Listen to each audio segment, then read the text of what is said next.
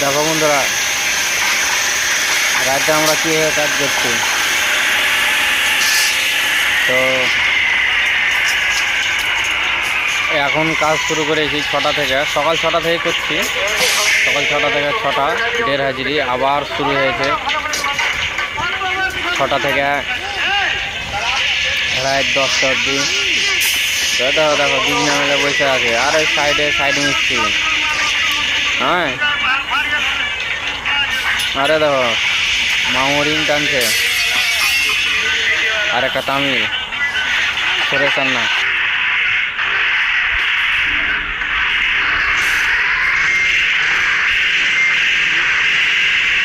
খুব কষ্ট করে ভাই কাজ করতে হয়েছে, খুবই কষ্ট।